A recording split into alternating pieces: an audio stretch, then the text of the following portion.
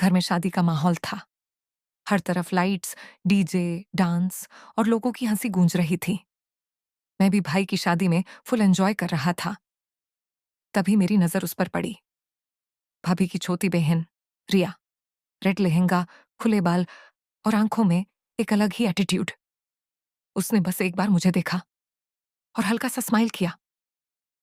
पता नहीं क्यों, उस एक स्माइल ने मेरा दिल फास्ट धड़का दिया।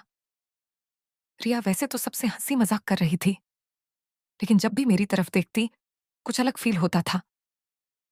हल्दी सेरेमनी अगली सुबह हल्दी थी। सब एक दूसरे को हल्दी लगा रहे थे, मजाक चल रहा था।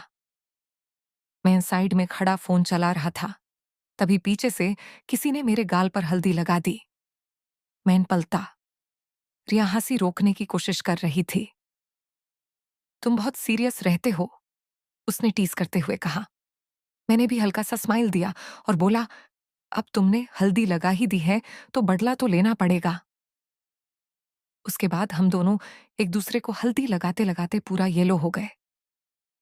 सबको लगा नॉर्मल मस्ती चल रही है, पर हम दोनों के बीच कुछ और ही स्टार्ट हो चुका था। संगीत नाइट, रात को संगीत था। डीजे फुल वॉल्यूम पर बज रहा था। मैं कॉर्नर में खड़ा था, तभी रिया मेरे पास आई। डांस नहीं करोगे? मुझे डांस नहीं आता, मैंने कहा। वो मेरी तरफ हाथ बढ़ाते हुए बोली, आज सीख जाओगे। उसने मेरा हाथ पकड़ा और हम डांस फ्लोर पर चले गए। लाइट्स डिम थी, स्लो म्यूजिक चल रहा था और पहली बार हम इतने क्लोज आए थे। डांस करते वक्त उसके बाल बार बार मेरे फेस को टच कर रहे थे। उसकी आंखों में देखकर लग रहा था जैसे वो कुछ कहना चाहती हो। फिर अचानक डीजे ने रोमांटिक सॉन्ग लगा दिया। सब कपल्स डांस करने लगे। हम दोनों भी चुपचाप एक दूसरे के सामने खड़े रहे। तुम अलग हो, रिया ने धीरे से कहा। कैसे? मैंने पूछा। बाकी लड़कों जैसा एटीट्यूड नहीं है तुम में। उसकी बात सुनकर मैं बस स्माइल कर दिया। वो रात शादी वाले घर में इतनी भीड़ थी कि रूम्स कम पड़ गए। रात को मैं टेरेस पर हवा लेने चला गया। थोड़ी देर बाद फुटस्टेप्स सुनाई दी। मैं पलटा। रिया थी। तुम भी नींद नहीं आ रही? मैंने पूछा। वो मेरे पास आकर रेलिंग के सहारे खड़ी हो गई। नीचे शादी की लाइट्स चमक रही थी, ऊपर चांद की रोशनी थी और हम दोनों चुप थे। कभी कभी कुछ लोग बहुत जल्दी स्पेशल लगने लगते हैं, रिया ने धीरे से कहा। मेरा दिल जोर से धड़कने लगा।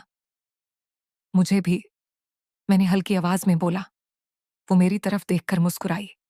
उस पल लगा जैसे वक्त रुक गया हो। तभी नीचे से किसी ने आवाज लगाई, रिया। हम दोनों एकदम संभाल गए। वो हंसते हुए बोली, लगता है किसी को पता चल गया तो प्रॉब्लम हो जाएगी। मैं भी हंस दिया। जाने से पहले वो मेरे पास आई और धीरे से बोली, कल शादी खत्म हो जाएगी, पर शायद ये स्टोरी नहीं।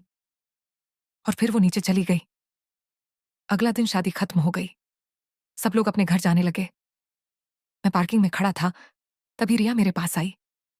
उसने एक फोल्डेड पेपर मेरे हाथ में दिया और बोली, घर जाकर देखना। कार चली गई।